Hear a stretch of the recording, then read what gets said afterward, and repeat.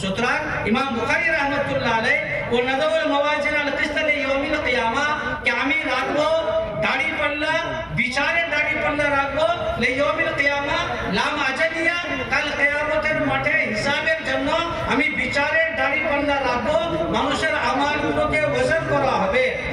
কোরআনে কারীমে ওয়াল মাওয়াজিন এই শব্দটা কোরআনে কারীমে এসেছে। মাওয়াজিন এটা হচ্ছে বহুবচন, তো এটা হচ্ছে জামা বহুবচন। মাওয়াজিন এটা মিজানের বহুবচন না মওজুনের বহুবচন? মওজুন মানে যে জিনিসগুলোকে ওজন করা হয়, ধান, পাট, গম, পেঁয়াজ, রসুন, যে জিনিসগুলোকে ওজন করা হয় তাকে বলা হয় মওজুন। তাহলে যে জিনিসগুলোকে ওজন করা হবে অনেক জিনিস আছে, নামাজ আছে, রোজা আছে, হজ আছে, যাকাত আছে, তিলাওয়াত আছে, হাদিস কোরআনের তিলাওয়াত আছে, পড়াশোনা আছে, অনেক আমল আছে। যদি মাওয়াজিন মওজুনের বহুবচন হয় যে যেই জিনিসগুলোকে মাপা হবে অনেক জিনিস আছে, আমল আছে, তাহলে জামা বহুবচন ঠিকই আছে। আর যদি বলা হয় যে মওজুন এটা হচ্ছে আপনার মিজানের বহুবচন, মিজান মানে একখানা পাল্লা, তো কাল কিয়ামতের মাঠে একখানা পাল্লা হবে না অনেক পাল্লা হবে? যে কাল কিয়ামতের মাঠে একখানা পাল্লা হবে না অনেক পাল্লা হবে? জমহুর উলামাদের মতে একখানাই পাল্লা হবে। পাল্লা অত বড় হবে, সাত আকাশ সাত জমিনকে যদি রেখে তো একটা পাল্লাতে লা ওয়াসিয়াহু সবগুলো ভিতরে ঢুকে যাবে, সমাজের সবগুলো চলে আসবে, অত বড় পাল্লা হবে। একটাই পাল্লা হবে। কিছু কিছু লোক বলছেন, ইমামে ফখরুদ্দিন রাজি রহমাতুল্লাহ আলাইহি তিনি বলছেন যে না, অনেক দাড়ি পাল্লা হবে।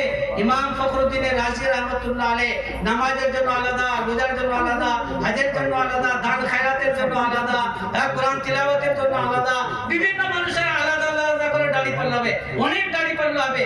কিন্তু জমহুর উলামা বলছেন যে না, অনেক দাড়ি পাল্লা হবে না, একটাই দাড়ি পাল্লা হবে।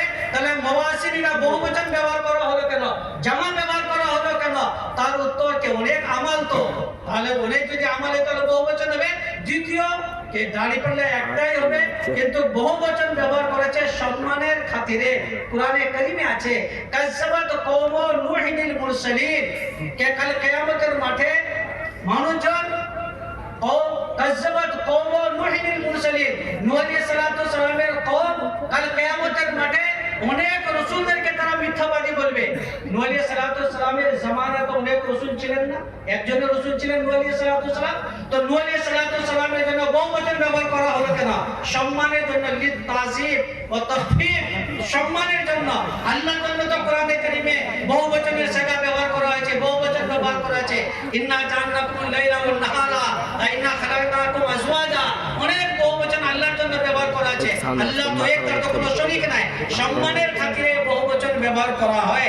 এই জন্য ও নাযাউল মাওয়াজিন এখানে বহুবচন ব্যবহার করা হয়েছে কোরআনে কারীমের ভিতরে। আর অন্য জায়গায় মাওয়াজিন শব্দ আছে, ফা আম্মা মান সাকুলাত মাওয়াজিনুহু ফাহুয়া ফি শাকির রাদিয়া ওয়া আম্মা মান খাফাত মাওয়াজিনুহু ফা উম্মুহু হাবিয়া। কোরআনে কারীমে আছে 30 পারা তো আছে।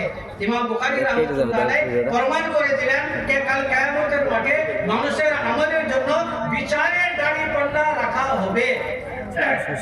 মাওয়াজিন এটা হচ্ছে মওসুফ, তার সিফাত হচ্ছে লতিফ, এটা হচ্ছে মাসদার।